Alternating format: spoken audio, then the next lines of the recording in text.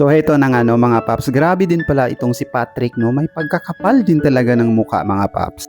Kasi nga ayon kay Miko, palamunin lang naman daw ito. Dahil daw sa pagmamahal ni Miko sa kanyang mister nito no, kaya nagpakasal ito. Nagpakamartir ito para lang sa kanyang anak.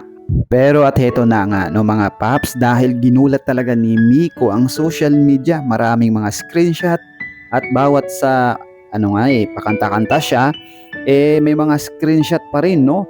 Grabe talaga yung kanyang pinagdaanan ngayon sa kanyang mister na sobrang pogi, malupit. Sabi pa nga niya sa isang post, idadamay ko kayong lahat, kayong mga kaibigan ng palamunin kong asawa na ang lalakas ng loob, tumingin at humarap sa akin kahit alam nyo na kababuyan no ng asawa ko. Umapak sa pamahay ko, tumanggap ng panglilibre ko, may araw kayo. Tela na bunutan ng tinik itong si Miko dahil sa pangangyari at panluloko ng kanyang mister.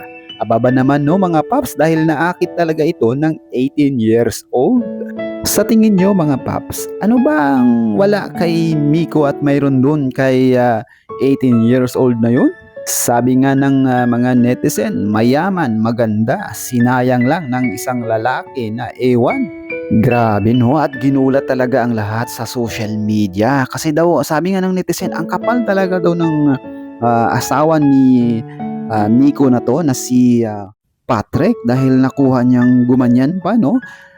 Mayaman, no? Siya pala ang gumasto din sa kasal nila.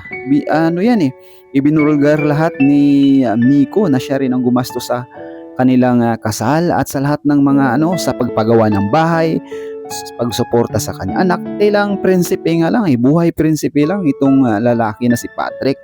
Pero ayun no, nagbisyo pa. So kayo ba mga paps, ano ang masasabi nyo dito? Malupit no? World talaga to ha. Guinness record talaga tong si Patrick, gumalaw. Ayahay ha.